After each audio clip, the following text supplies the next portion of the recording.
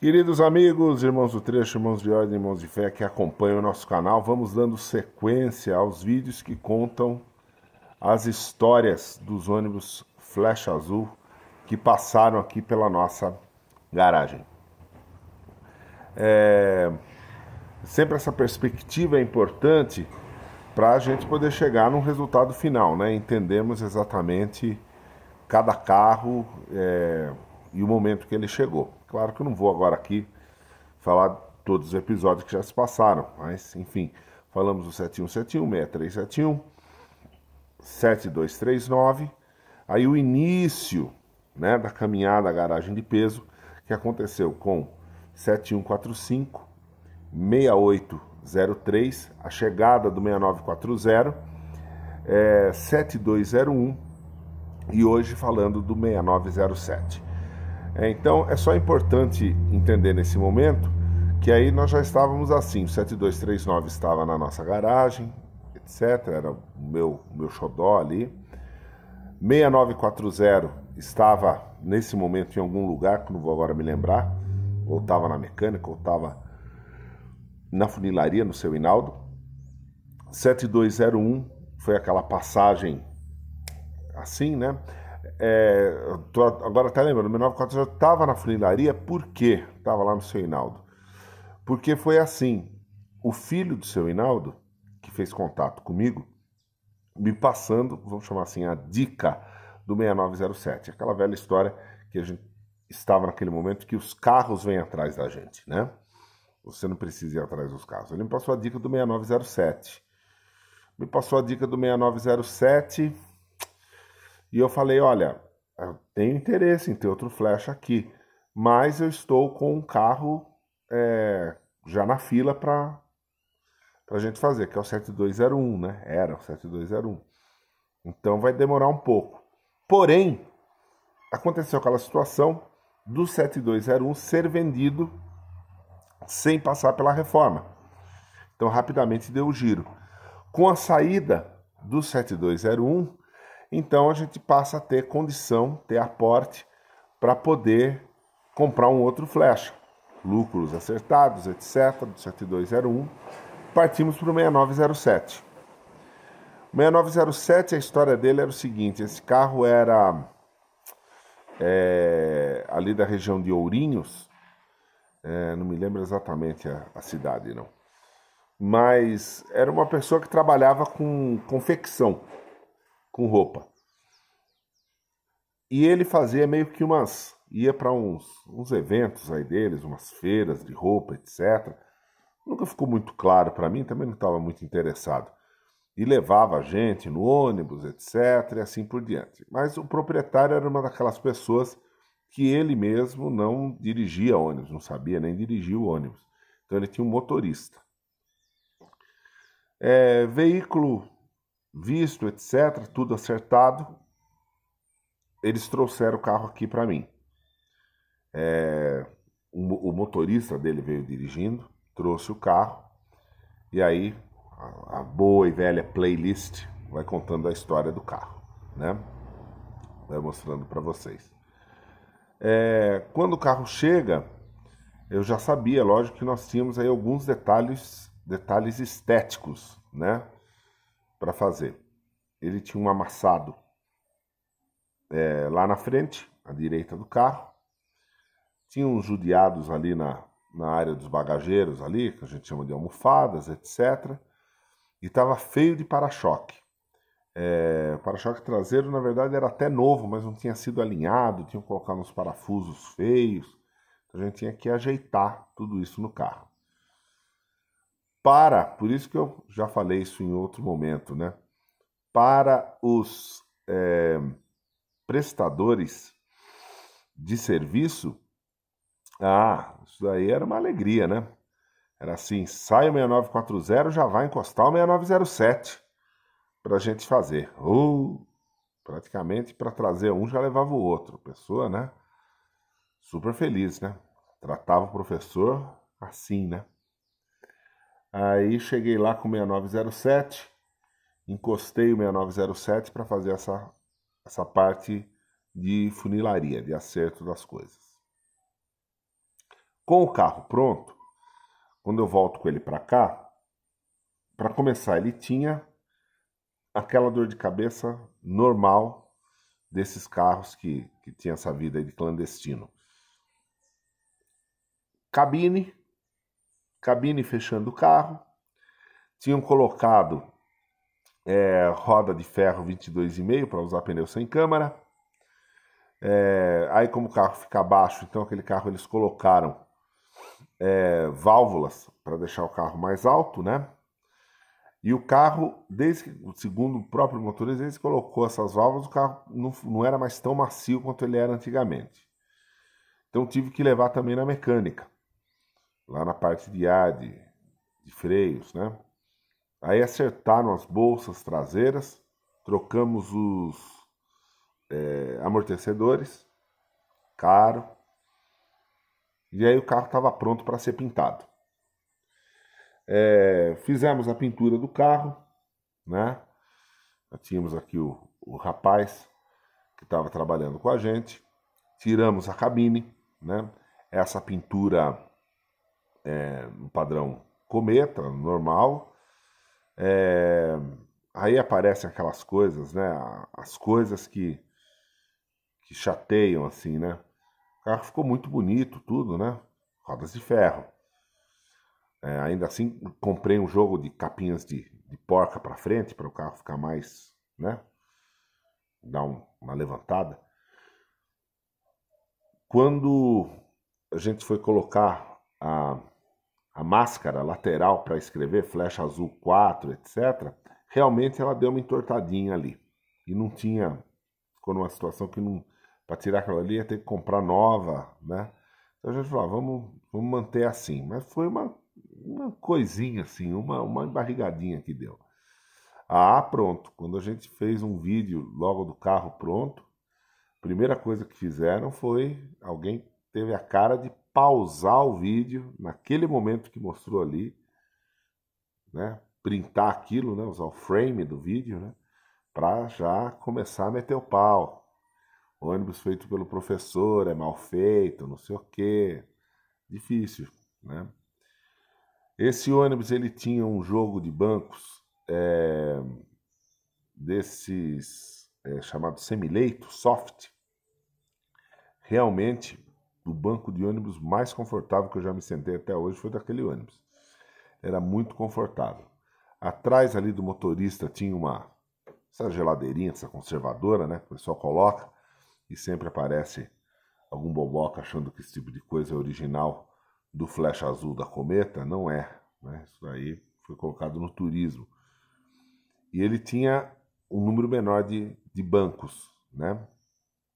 Tinha sido feito para o carro ficar mais confortável, né? Tinha toalete e tudo mais. Quando finalizamos o carro, ele era um carro muito bom para a venda, né? Esse carro tinha sido feito com a intenção direta de venda, né? Ele era um carro muito bom para venda. Ele ficou pronto até assim antecipado em relação ao garagem de peso Expo. O carro estava pronto e a gente já estava anunciando, né? Mas esse foi o primeiro carro, né? E aí vocês vão entender nos próximos vídeos, eu vou falando dos outros carros, porque aqui eu estou fazendo linear, né? Na vida real não foi linear, estava tudo acontecendo ao mesmo tempo. Quando o 6907 estava sendo pintado, outros carros já estavam aqui conosco e nós já estávamos fazendo. Então não dava mais para brecar, para voltar atrás. Não dava mais para, entendeu? Não está vendendo, então não vamos fazer outro carro. A gente já estava no meio do processo. Mas esse foi o primeiro carro que eu senti que estava devagar, né? Que não estava andando, vamos falar assim, né? Que o negócio travou, né?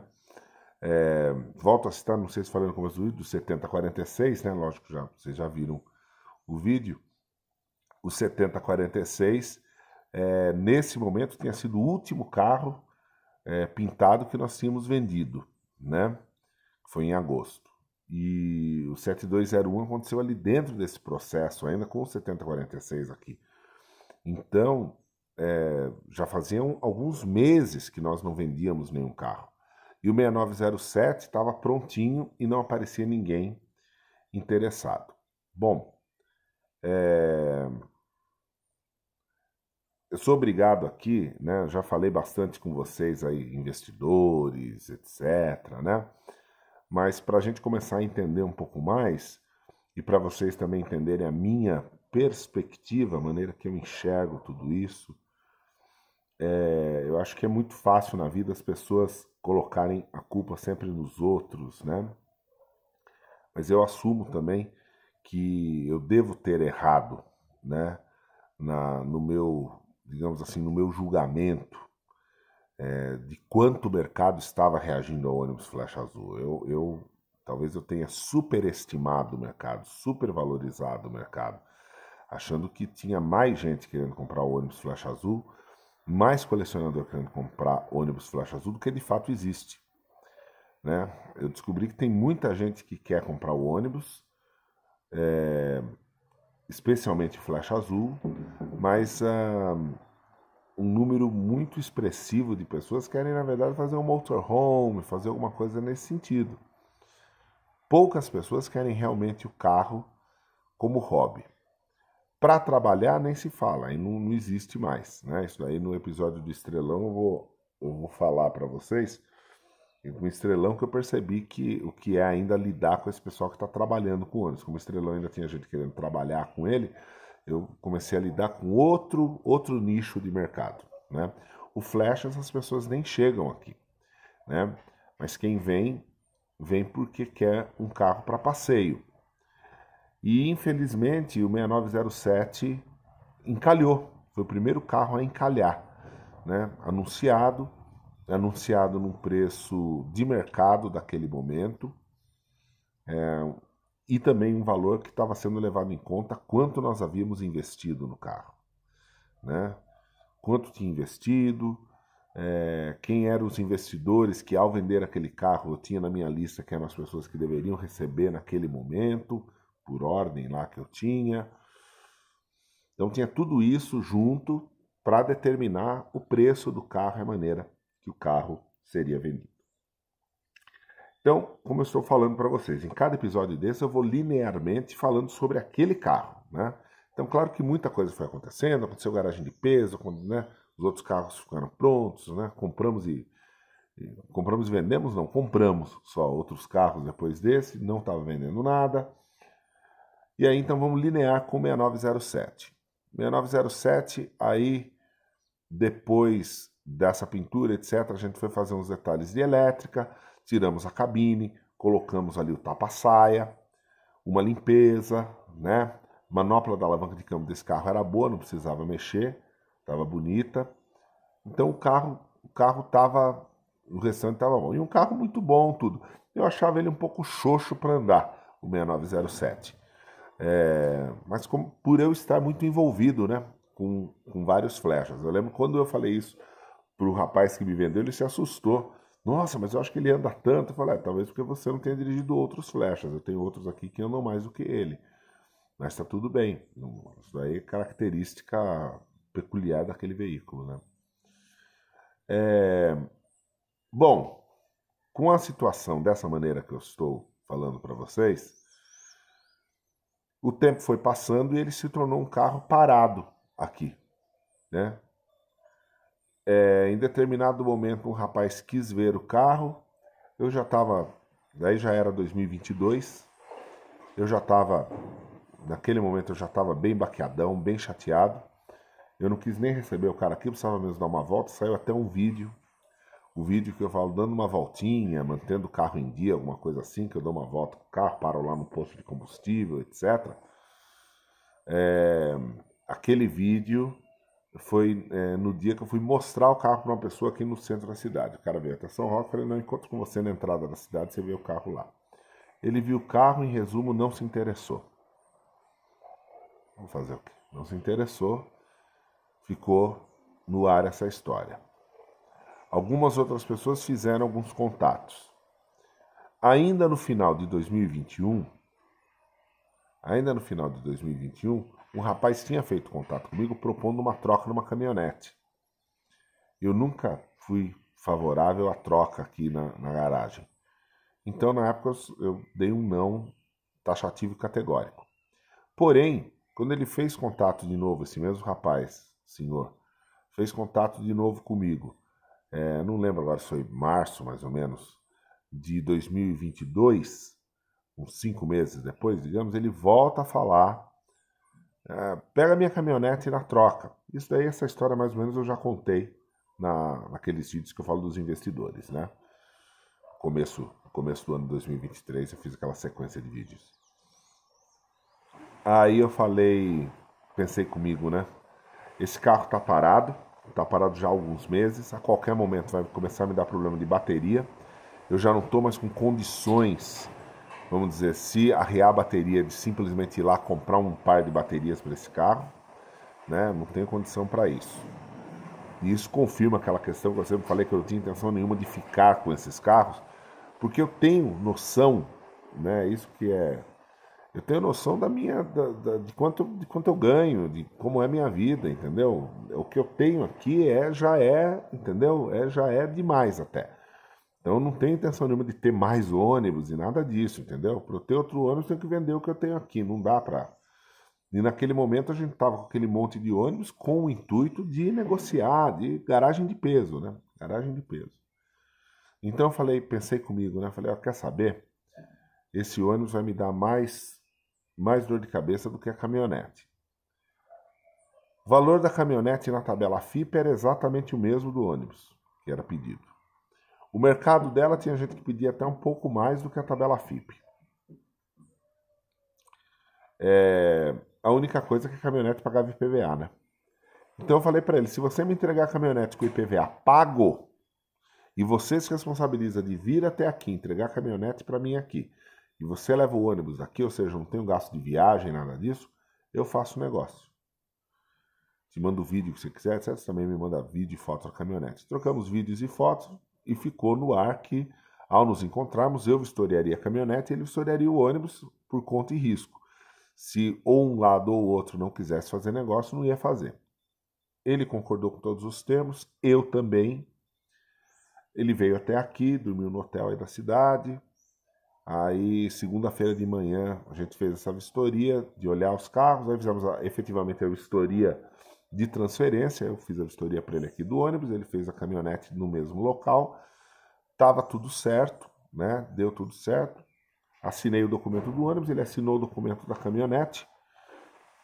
Encerramos. Na orelha, como a gente fala, né? Chave por chave. E aí, ele foi embora com 6907 e eu fiquei com a caminhonete, tá? Eu acho que, bom, não sei, faz parte da história do 6907 e daí o desdobramento disso, mas cai um pouco naquela questão dos membros. Então, não sei se é exatamente esse o foco desse vídeo.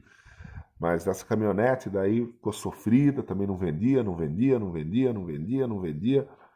Aí trocamos a caminhonete, uma pessoa que queria a caminhonete me deu um Onix como parte de pagamento e uma diferença em dinheiro e uma outra diferença para pagar a perder de vista. Esse a perder de vista, acreditem se quiser, está perdendo de vista até hoje. Tá? Eu não acabei de receber esse residual, então deixando claro, alguém encontra aí com o homem, pelo amor de Deus, com o homem com 6907 em algum lugar que é famoso, né? O carro é famoso. Não vai apontar o dedo na cara do homem e falar, o senhor não pagou o professor, que não é ele. Com ele foi chave por chave. Fiquei com a caminhonete, tá? Quem vem me dando dor de cabeça até hoje é quem pegou essa caminhonete. Que aí foi realmente um momento já bem complicado da minha vida. Eu não faria negócio assim, não faço negócio assim, mas volta a cair naquele assunto dos investidores, aquele momento que a pressão, né, de gente falando no meu ouvido, tal. Vocês vejam que é difícil, né?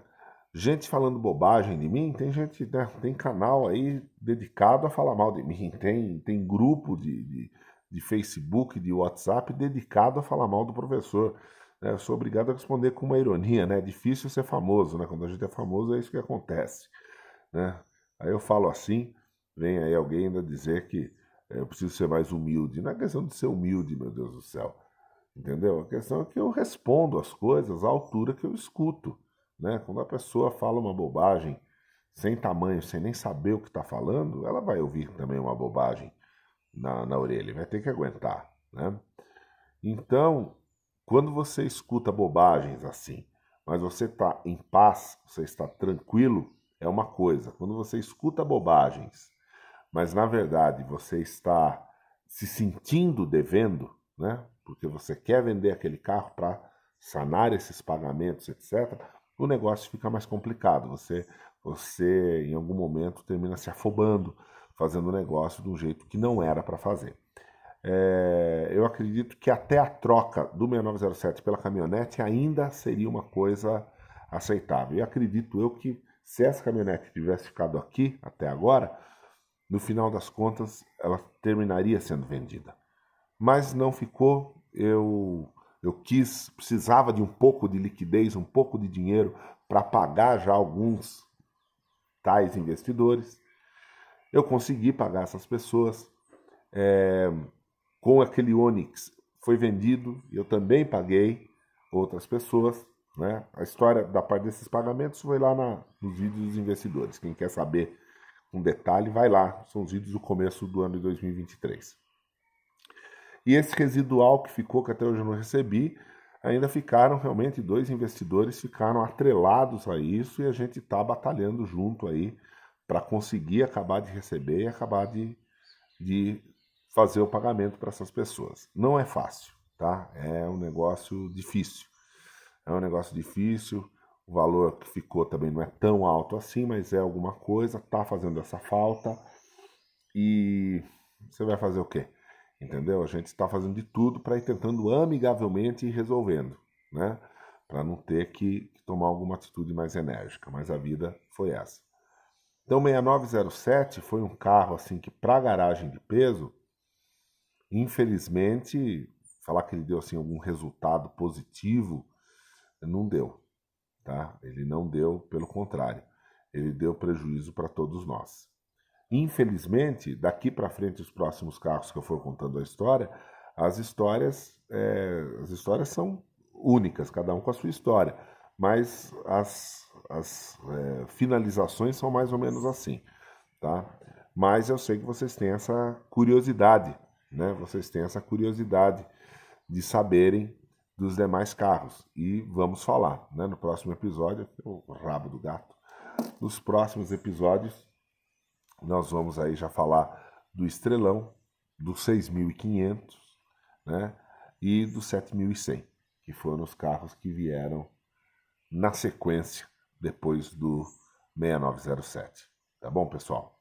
Agradeço aí, espero que agora vocês saibam, né? Muita gente ficava curioso, querendo saber, né? E o 6907, etc. Se bem que eu acredito assim, naquele vídeo, logo no começo, quando nós retomamos ali os vídeos, tal, com força, acho que foi em setembro de 2022, eu fiz um vídeo em que eu achei que tinha ficado claro que esses carros estavam todos indo embora, né? Mas daí decidi fazer esses vídeos aqui com um pouco mais de detalhes. Tá bem, gente? Espero que tenham gostado. Um forte abraço a todos e logo a gente está de volta. Fiquem à vontade para deixar seus comentários e tudo mais. Tá bem? Um abraço e até breve.